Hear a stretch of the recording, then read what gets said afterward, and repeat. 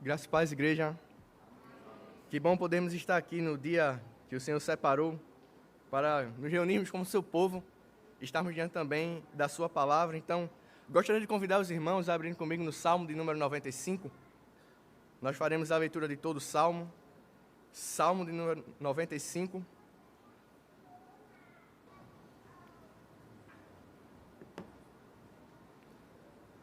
Após a leitura, gostaria de convidar as crianças aqui à frente. Mas antes disso, faremos a leitura do Salmo 95. Todo o Salmo, peço que a igreja acompanhe a leitura comigo. Diz assim a palavra do Senhor: Vinde, cantemos ao Senhor, com júbilo, celebremos o rochedo da nossa salvação. Saiamos ao seu encontro com ações de graças, vitoriemo-lo com salmos, porque o Senhor é o Deus supremo e o grande Rei acima de todos os deuses. Nas suas mãos estão as profundezas da terra, e as alturas dos montes lhe pertencem. Dele é o mar, pois ele o fez. Obra de suas mãos os continentes. Vinde, adoremos e prostremo-nos. Ajoelhemos diante do Senhor que nos criou. Ele é o nosso Deus e nós, povo do seu pasto e ovelhas de sua mão. Hoje, se ouvirdes a sua voz, não endureçais o coração, como em Meribá, como no dia de Massá no deserto, quando vossos pais me tentaram, pondo-me à prova. Não obstante terem visto as minhas obras, durante 40 anos estive desgostado com essa geração e disse: é povo de coração transviado, não conhece os meus caminhos. Por isso, jurei na minha ira, não entrarão no meu descanso. Amém. Queria convidar as crianças à frente. Vamos orar pela vida delas, terão um momento lá atrás com o departamento infantil, também ouvindo e meditando na palavra do Senhor. Vamos fechar nossos olhos, vamos nos colocar em oração diante do Senhor. Senhor Deus maravilhoso, nós te damos graças porque o Senhor é bom, porque o Senhor nos separou para sermos o povo de tuas mãos. Então somente fala aos nossos corações através da tua palavra, Deus, inspirada, infalível e inerrante. Fala também ao coração desses pequeninos. Não permita, ó Pai, que nenhum deles venha se desviar dos teus caminhos, mas que cresçam dia após dia em estatura e graça diante do Senhor. Fala o coração da tua igreja a começar de mim, Deus. Transforma nosso coração. Confronta, Deus, o nosso pecado. Nos ensina a entender que temos razões suficientes em nossa vida para adorarmos o teu santo nome. E que nossa vida seja uma eterna adoração ao Senhor, reconhecendo quem o Senhor é em nossas vidas. O Senhor nos abençoe nesse momento, Pai, e fale conosco conforme a Tua vontade, aplicando a Tua palavra em cada coração aqui presente, Pai. É isso que eu te peço em nome de Cristo. Amém.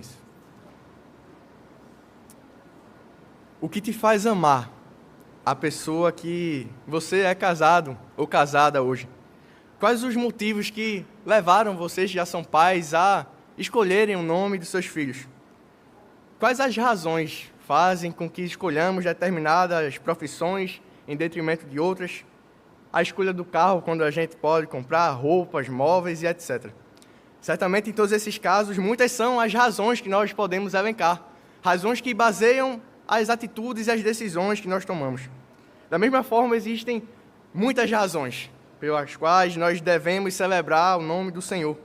Mas nesse salmo, o salmista, o Davi, ele destaca duas razões apresentadas neste salmo, para que celebremos com júbilo ao Senhor. Os salmos eles foram compostos por diversos autores, Moisés, Davi, Salomão, com um dos propósitos de ter uma coletânea de cânticos, para que o povo de Israel pudesse adorar o Senhor com a palavra inspirada por Ele mesmo. É comum que algumas pessoas enxerguem os salmos como uma coletânea aleatória de poemas individuais, onde a gente olha e talvez não faz tanto sentido o local que eles estão, por causa dos variados temas. Mas tamanha é a importância dos salmos, que no decorrer de toda a história, cerca de 2/3 dos salmos, das citações do Novo Testamento, na verdade, são trechos dos salmos, onde os autores inspirados pelo Senhor conseguem voltar aos salmos e nos mostrar, de fato, o seu real significado. Comentando sobre os salmos, Calvino disse que não há sequer uma emoção da qual alguém, porventura, tenha participado, que não está aqui como espelho. Mostrando esse entendimento de que nos salmos nós podemos nos deparar com eles e ver todas as situações que nós podemos passar na vida. seja alegria, tristeza, júbilo, ou seja, um clamor diante do Senhor. E neste salmo estamos diante da emoção que deve encher o nosso coração, que é celebrar o nome do Senhor. Diante disso, eu gostaria de meditar nesta noite no tema razões para celebrarmos ao Senhor. E a primeira razão que o salmista Davi coloca aqui para celebrarmos ao Senhor é porque Ele rege e sustenta o universo. E é o que podemos ver do verso 1 ao verso 5. E ele começa no verso 1 dizendo: vinde, cantemos ao Senhor com júbilo, celebremos o rochedo da nossa salvação. Davi começa aqui com um verbo que não é um pedido, não é um clamor, como se ele estivesse implorando a atenção ali do povo de Israel, mas é um imperativo, é uma ordem, não é uma sugestão. Ele está convocando o povo de Deus a celebrar na presença de Deus, considerando que nós somos relutantes em fazer isso. Considerando que o povo ali já era relutante em celebrar o nome do Senhor quando somos convocados ao exercício de ações de graças. Não é algo novo, a falta de ânimo, ou às vezes o pecado, ou até nossas próprias cobiças, que nos afastam de celebrar o nome do Senhor, reconhecendo quem Ele é. Davi já está se deparando aqui com o povo com o coração desta forma, por causa da queda que causou esse afastamento do homem do Senhor. Mas ele convoca não só com uma ordem, vinde, cantemos ao Senhor, mas com júbilo. E a ideia de júbilo aqui é como se fosse um grito. Sabe a torcida de time de futebol? Quando a gente está lá no estádio, eu vou puxar sardinha para o time que eu torço, mas quando a gente está lá na Ilha do Retiro e escuta o Sport cantando o Casar, Casar, que todo mundo fica animado, e não só a torcida do Sport, mas qualquer outra torcida, é algo que a gente fica animado, entusiasmado, a gente quer que o time ganhe, e a gente fica ali com vontade. É essa vontade, é esse o grito que o salmista quer refletir aqui.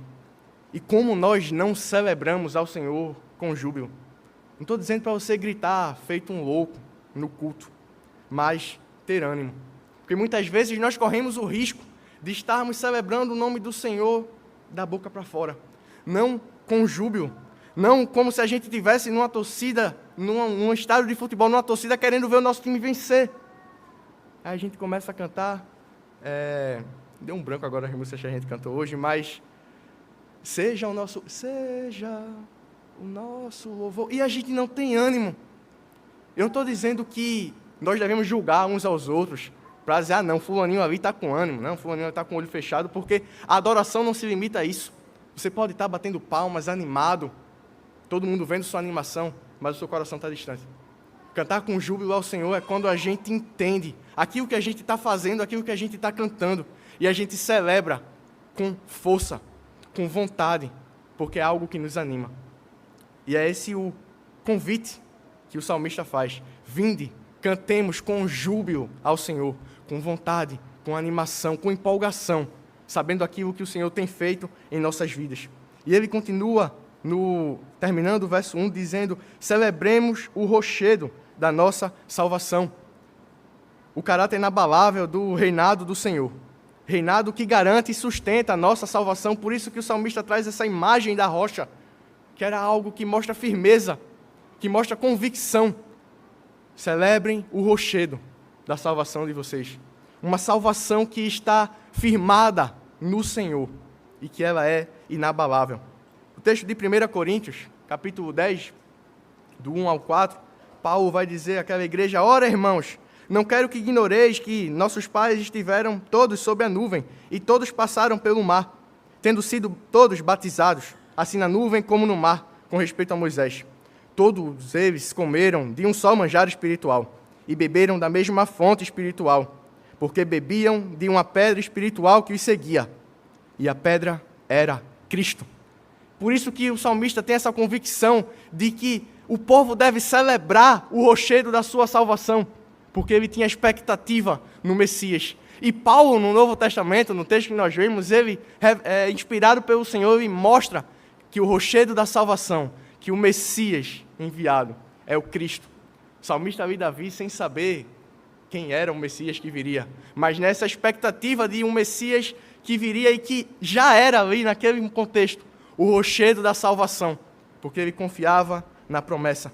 Mas ele continua no verso 2, saiamos ao seu encontro com ações de graças, vitoriemo-lo com salmos. Saiamos ao seu encontro, aproxime-se, não esperem, vá ao encontro, compareçam diante do santuário, e ali o povo poderia cantar-lhes louvores e render adoração.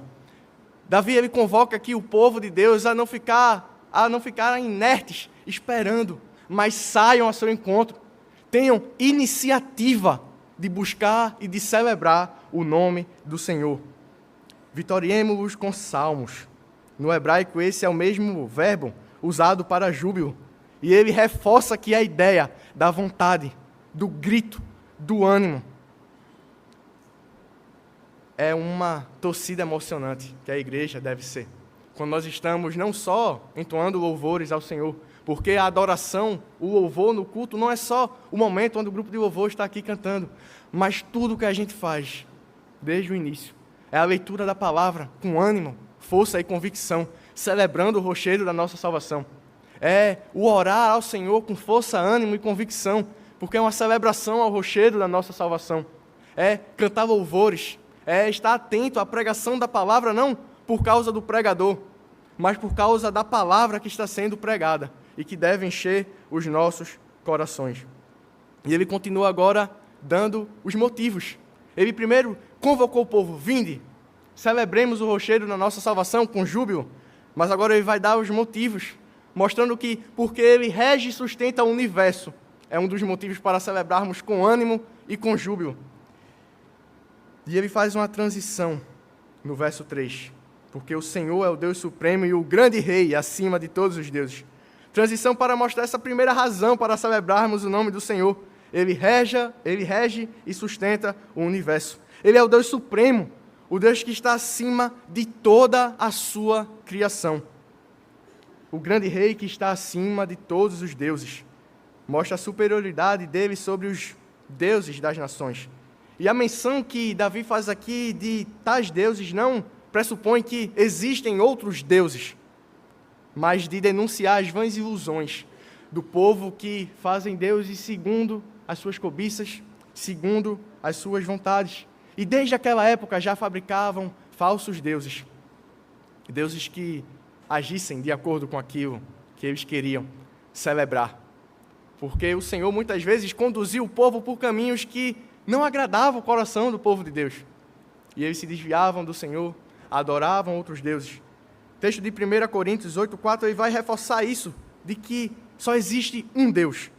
E o texto vai dizer que no tocante à comida sacrificada a ídolos, sabemos que o ídolo de si mesmo nada é no mundo e que não há senão um Deus. O salmista ele não levanta a hipótese de haver outros deuses, mas ele mostra que o Senhor é supremo sobre toda a criação. E o Senhor é o único Deus, o Deus que está acima desses falsos deuses criados na imaginação do homem. E ele continua no verso 4 dizendo que nas suas mãos estão as profundezas da terra e as alturas dos montes lhe pertencem. Isso consiste em que toda a esfera do universo, nos seus mínimos detalhes, são governadas pela providência do Senhor e estão sujeitos ao seu poder. Verso 5 dele é um mar, pois ele o fez, obra de suas mãos os continentes, mostrando como o Senhor modelou toda a criação. A criação não foi fruto de uma explosão, de uma evolução, mas de um Senhor que é o Criador do universo, aquele que dele é o mar, aquele que fez o mar, aquele que tem o domínio dos continentes em suas mãos, mostrando como o Senhor conduziu a criação. E o salmista quer apresentar aqui a imagem da grandiosidade da criação, a qual nos deixa maravilhados quando estamos diante de paisagens belíssimas, quando estamos diante da grandiosidade do mar ou do tamanho dos montes. Isso nos submete ao Criador, mostrando como Ele é grande e como nós somos pequenos. Quando as razões de se alegrar em Deus parecerem ter sumido, alegre-se em saber, alegre-se nessa primeira verdade, em saber que o Senhor ele rege e sustenta o universo em todos os seus acontecimentos. Não existe algo que foge do controle das mãos do Senhor.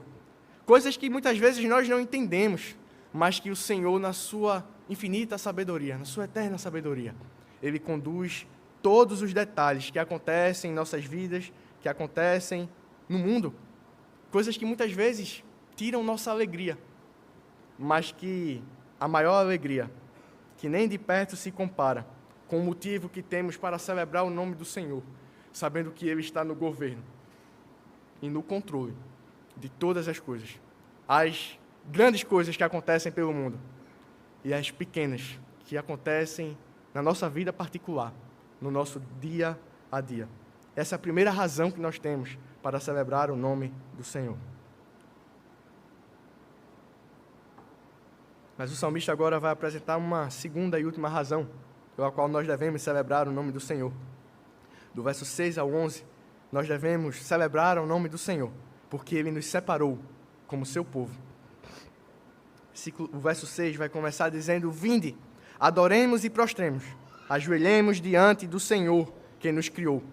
Agora o salmista ele vai sair do aspecto geral da criação e ele se volta para o homem.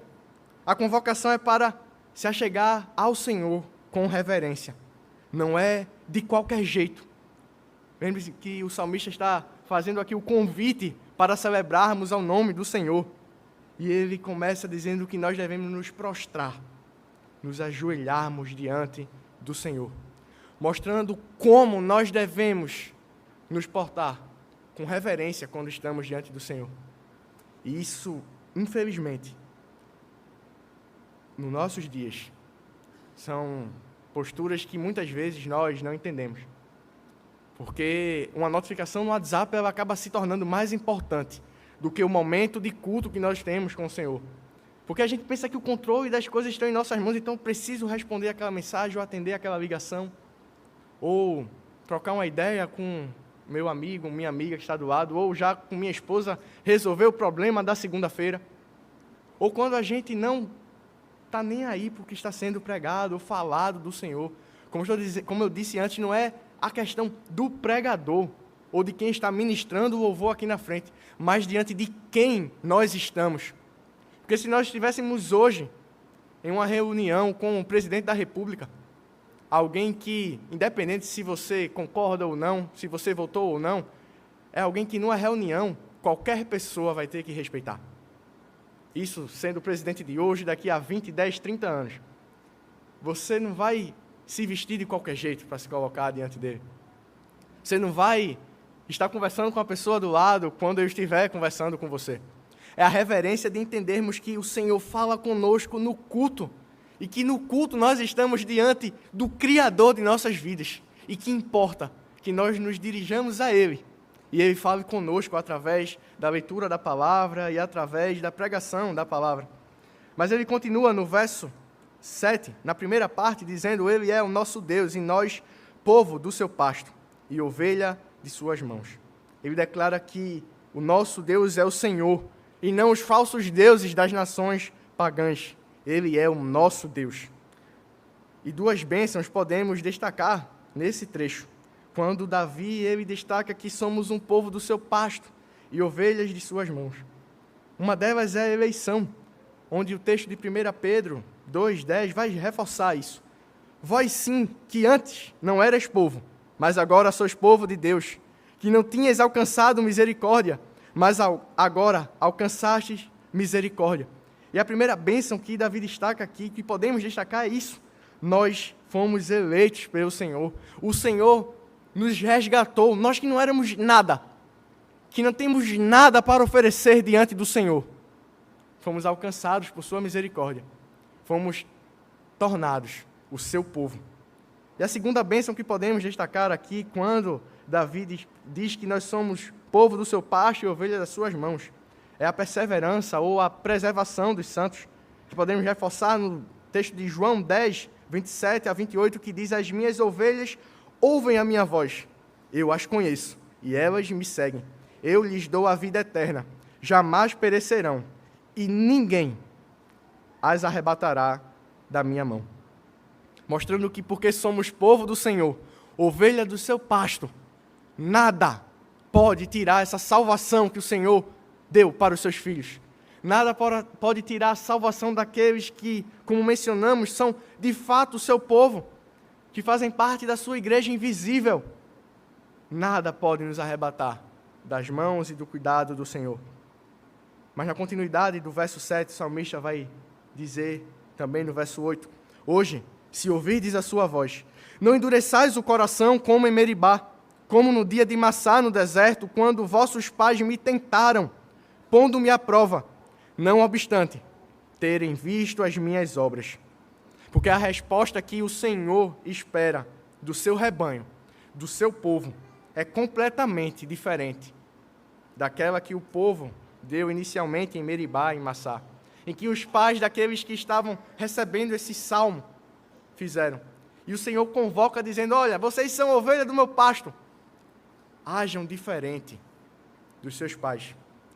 Não endureçais o coração, não seja pesado, não dificultem ainda mais as coisas. E o salmista, ele cita um texto, faz uma referência ao texto de Êxodo, capítulo 17, do 1 ao 7, mostrando e trazendo essa história que o povo conhecia, dizendo: olha, vocês agora não vão se portar, não se portem dessa forma. Ouçam a minha voz, entendam que vocês são ovelhas do meu pasto e ajam diferente. E o texto de Êxodo, capítulo 17, do 1 ao 7, vai narrar essa história, que o salmista quer trazer aqui à memória do povo. E o texto diz que, tendo partido toda a congregação dos filhos de Israel no deserto de Sim, fazendo suas paradas segundo o mandamento do Senhor, acamparam-se em Refidim, e não havia ali água para o povo beber. Contendeu, pois, o povo com Moisés e disse: dá-nos água para beber. Respondeu-lhes Moisés: por que contendeis comigo? Por que tentais ao Senhor? Tendo aí o povo sede de água, murmurou contra Moisés e disse: por que nos fizeste subir do Egito, para nos matardes de sede, a nós e nossos filhos e aos nossos rebanhos? Então clamou Moisés ao Senhor: que farei a este povo? Só lhes resta apredejar-me. Respondeu o Senhor a Moisés: passa diante do povo e toma contigo alguns dos anciãos de Israel. Leva contigo em mão um bordão com o que feristes o rio e vai. Eis que estarei ali diante de ti sobre a rocha em Horebe. Ferirás a rocha e dela sairá água, e o povo beberá. Moisés assim o fez na presença dos anciãos de Israel, e chamou o nome daquele lugar Massá e Meribá, por causa das contendas dos filhos de Israel, e porque tentaram ao Senhor, dizendo: está o Senhor no meio de nós ou não? Mesmo experimentando o poder de Deus, o povo então o desafiou. As experiências dos seus pais no Mar Vermelho e o miraculoso suprimento de alimento que receberam devia ter convencido cada geração de confiar e de obedecer ao Senhor. E Deus, com muitas razões, se queixa deles. E eles insistem, pedindo provas do seu amor, provas do seu poder, mesmo tendo evidências irrefutáveis do cuidado do Senhor para com suas vidas. E o povo tentou ao Senhor, duvidando do seu cuidado por diversas vezes, por estarem no deserto, por causa do maná, por causa da água, e assim vai, quando as coisas não aconteciam da forma que eles esperavam. Duvidaram do cuidado do Senhor, apesar de terem visto e terem vivenciado como o Senhor conduziu suas vidas pelo deserto, a vida dos seus pais, como o Senhor os libertou do Egito e como o Senhor cuidava atentamente das suas necessidades. Verso 10 continua dizendo que durante 40 anos, o Senhor falando, durante 40 anos estive desgostado com essa geração e disse: é povo de coração transviado, não conhece os meus caminhos. O Senhor diz que está desgostado. Tenho nojo da atitude desse povo. Nojo dessa atitude de um povo que viveu tantas bênçãos, mas não conhece de fato os retos caminhos do Senhor. E só tem ânimo para celebrar quando as coisas de fato acontecem como eles querem. Que não lembram que são ovelhas do meu pasto e isso já é uma razão suficiente para celebrar o nome do Senhor, independente daquilo que aconteça. E o salmista conclui o verso 11, dizendo: por isso, jurei na minha ira, não entrarão no meu descanso. Alan Herman, um teólogo presbiteriano australiano, estudioso do Antigo Testamento, ele vai explicar esse verso dizendo que o juramento é feito em Números, onde lemos que o povo jamais entraria na terra. Não obstante, fez-se reiteradamente a promessa do descanso na terra de Canaã, especialmente em Deuteronômio 3:20. E assim, o descanso pode facilmente servir de sinônimo para a terra de Canaã. O escritor de Hebreus realça que Josué foi incapaz de dar descanso ao povo. Somente mediante Jesus é que os crentes entram na posse do descanso e podem vislumbrar o último sabá, de repouso no céu. E a explicação cita o texto de Hebreus 4, 8-9, que diz: Ora, se Josué lhes houvesse dado descanso, não falaria posteriormente a respeito de outro dia.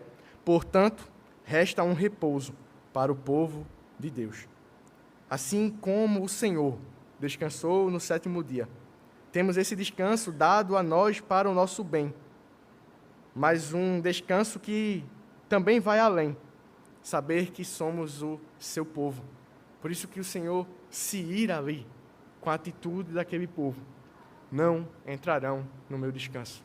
Aquele povo não vai entrar na terra. E mesmo quando Josué conduz outra geração ali à terra, eles ainda não encontram de fato descanso. Porque aquele descanso que eles encontrariam na terra de Canaã, promessa feita pelo Senhor, não se comparava, porque só apontava ao descanso que Cristo nos dá, mediante a sua obra. Ao descanso que temos no domingo hoje, dia que o Senhor separa para que nós possamos descansar na nossa rotina e adorá-lo na sua igreja, reunido com o seu povo. Quando as razões de se alegrar em Deus parecerem ter sumido, alegre-se em saber que o Senhor separou você para fazer parte do seu rebanho, para fazer parte do seu povo. Os detalhes de nossas vidas que muitas vezes nos afetam, eles nem de perto se comparam na grande bênção que é termos a certeza da salvação no Senhor, de termos a convicção de que Ele nos separou apesar de nós, apesar da nossa vida suja, imunda, de não ter nada para oferecer diante do Senhor. Ele chama cada um de nós pelo nome, para sermos parte do seu povo. Ele envia o seu Filho, para que através do seu Filho, nós possamos ser povo do Senhor. Alguém que pode cumprir a lei, o Senhor Jesus, que cumpriu a lei em nosso lugar. E aí então nós somos feitos povo de Deus, por causa dos méritos e da obra de Cristo. Diante desse salmo, eu gostaria de trazer alguns desafios ao meu e o seu coração. Quando eu digo alguns desafios é porque dá para a gente fazer um bocado aqui. Nós separei só 6. E o primeiro desafio é que nós celebremos o nome do Senhor com júbilo. Quando nós estamos aqui reunidos na igreja, não é para bater palmas para o grupo de louvor, para os pastores que estão pregando a palavra, ou os seminaristas, ou alguém que esteja conduzindo o culto. É para celebrar o nome do Senhor com júbilo. Não sei se você gosta de futebol, essa analogia serve muito para quem gosta de futebol, estar no estádio, mas todo mundo já teve pelo menos a experiência de ver na televisão um jogo, uma final de campeonato, que a gente tem o mesmo ânimo daquelas torcidas que estão gritando, se empolgando por 22 homens correndo atrás de uma bola. Quanto mais motivos a gente tem para celebrar o nome do Senhor com animação, com júbilo, com vontade, sabendo qual é o Senhor e quem é o Senhor que nós estamos adorando, sabendo que a gente não está diante de qualquer pessoa, mas diante do nosso Criador. Porque muitas vezes a gente tem mais reverência, mais júbilo, mais vontade em mostrar serviço ao nosso patrão, aos nossos liderados nas empresas, aos nossos professores, ao nosso marido, a esposa.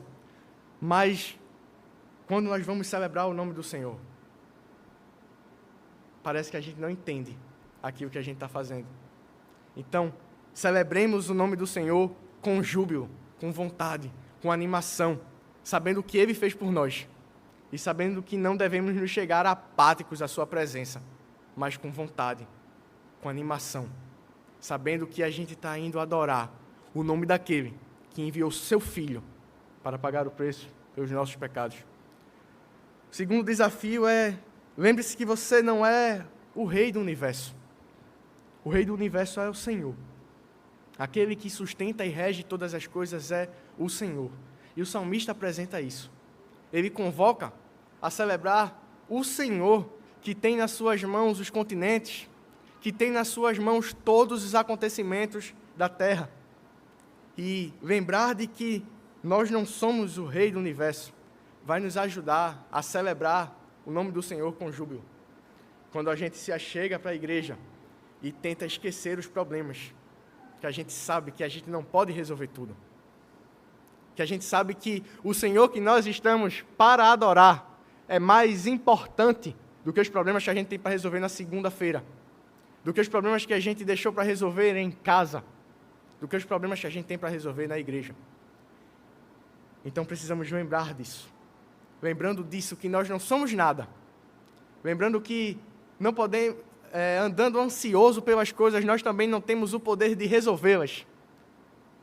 Isso vai ajudar a gente a celebrar com júbilo, a se achegar à igreja, esquecer os problemas e celebrar o nome do Senhor, sabendo que Ele é o Rei do Universo e não nós. Sabendo que se a gente está aqui hoje ou depois ou não, o Senhor continua regendo o universo. Ele vai continuar cuidando da sua família, cuidando do seu trabalho, cuidando da igreja, apesar de você, apesar da sua preocupação, porque nós não somos o Rei do universo. Um terceiro desafio é que sejamos reverentes na adoração. Se você precisa desligar o celular para se concentrar, desligue. Não estou criando uma regra de que para você cruzar a porta e cultuar o nome do Senhor, você precisa desligar o celular e colocar no modo avião. Cada um vai ter as suas estratégias, saber aquilo que atrapalha ou não. Mas a gente precisa ter a reverência que o salmista coloca aqui. Naquele contexto, se prostrem, se ajoelhem. Para nós hoje, desligar talvez a internet do celular para as notificações não tirarem nossa atenção. Deixar o jogo de futebol, a Fórmula 1 ou qualquer outra coisa que esteja acontecendo no horário do culto e focar naquilo que o Senhor tem a falar ao seu coração. É ter a reverência de que, por mais importante que seja a conversa que alguém quer ter com você no momento do culto, não é mais importante daquilo que o Senhor tem a falar ao coração da sua igreja. Os problemas a gente pode deixar para depois. O almoço que tem para fazer depois do culto, pode deixar para resolver depois. O que é que você vai fazer na segunda-feira? Arrumar a mala para sair cedo, levar a criança à escola? Você pode resolver depois. Quando estivermos diante da presença do Senhor, sejamos reverentes. Como eu disse, não por causa das pessoas que estão conduzindo o culto, mas por causa do Senhor, a qual nós estamos celebrando no culto. Um quarto desafio é que nos alegremos no fato de Deus ser o nosso pastor. Essa deve ser a maior alegria dos nossos corações, saber que o Senhor, Ele cuida de nós, como um pastor cuida das ovelhas. Saber que apesar das situações que a gente vem a passar na vida, nós temos motivos suficientes para celebrarmos o nome do Senhor. Nós temos motivos suficientes para confiar nessa promessa de que nenhum de nós, sendo verdadeiros filhos de Deus, podem ser arrebatados de sua mão. Um quinto desafio é que aprendamos com os erros do passado. Como o salmista diz, não endureçam o coração como vossos pais. A gente pode olhar o passado da nossa família e aprender com os erros dos nossos pais. Nós não precisamos cometer os mesmos erros. Nós podemos olhar para o passado da nossa igreja e buscarmos viver diferente, não cometendo os mesmos erros. Trazer à memória a história, isso é importante sim, para nos alegrarmos com a história da nossa família, com a história da nossa igreja, mas saber que os erros, eles precisam ser corrigidos. Por isso que o salmista traz essa história aqui do povo, dizendo, olha, está vendo aquela situação ali no passado? Não façam como eles. Não endureçam o coração. Não usem isso como justificativa. Não, todo mundo fez, então está justificado. Eu aprendi com meus pais. Façam diferente. Aprendam com os erros do passado dos outros e com o seu passado também. E o sexto e último desafio é que nós descansemos o descanso que o Senhor nos dá. eu não quero ser... fugiu a palavra. Mas eu não quero criar regrinhas de como nós devemos se portar ou não no domingo. Porque o Senhor, Ele não estabeleceu regrinhas, para que a gente não seja como os fariseus, que era lei pela lei, sem saber o que de fato importa. Mas o que nós temos revelado na palavra do Senhor é que o dia do Senhor é um dia que nós precisamos separar. É um dia que o Senhor diz que é para o nosso próprio bem também, para o nosso descanso. Para a gente esquecer um pouquinho o trabalho, quando a gente tem a oportunidade e a possibilidade de não ter um trabalho que vai consumir o nosso domingo. Porque existem pessoas, policiais, enfermeiros, médicos, que estão na escala e eles precisam ali atender. Mas às vezes a gente usa o dia do Senhor, o dia que o Senhor separou, para trabalhar, porque a gente quer. Porque a gente precisa dar conta do que tem durante a semana, então, tem um domingo aqui, e às vezes você pode estar sendo conduzido para ter doenças e problemas na sua cabeça, porque a gente não para entender aquilo que o Senhor falou. É um dia também para o nosso descanso, mas é também um dia para a sua adoração. Também não vou entrar em detalhes se você deve ou não estar numa praia, se você deve ou não sair com seus amigos ou ir para um aniversário. Também não vou entrar nesses detalhes, porque cada um precisa ter a sua consciência diante do Senhor daquilo que se faz. Mas o domingo é um dia de adoração ao Senhor. Não estou dizendo que você precisa, quando estiver viajando, sair do lugar onde você estiver para vir para a igreja da Encruzilhada cultuar. Mas você precisa estar reunido com o povo de Deus, cultuando ao Senhor, como corpo, seja com sua família, seja com seus amigos. Mas o domingo é um dia que o Senhor separou para a sua adoração. É um dia que o Senhor separou também para o nosso descanso. Então que a gente aproveite esse dia, não sendo como os fariseus, criando regrinhas, porque essas regrinhas podem se aplicar a uma pessoa e outro não. Mas é a nossa consciência individual diante do Senhor, dizendo, eita, essa postura que eu tenho comigo mesmo ou com minha família, eu estou adorando ao Senhor, eu estou descansando, e cada um vai avaliar. Porque no fundo a gente sabe aquilo que a gente tem feito diante do Senhor. Não precisa ninguém apontar, porque no fundo a gente conhece o nosso coração. E sabe quando o descanso do Senhor, ou quando a adoração com o seu povo, estabelecida pelo Senhor, ela não enche o nosso coração ao ponto de que outras coisas são muito mais importantes. Celebre ao Senhor por saber que Ele rege e sustenta o universo. Celebre ao Senhor por saber que Ele te resgatou como filho para fazer parte do seu povo. Celebre ao Senhor procurando na sua palavra as outras milhares de razões que nós temos para celebrar o seu santo nome. Celebre ao Senhor sabendo que Ele rege e sustenta o universo. Celebre ao Senhor sabendo que nós somos o seu povo. E que o Senhor aplique, pois, a sua palavra aos nossos corações.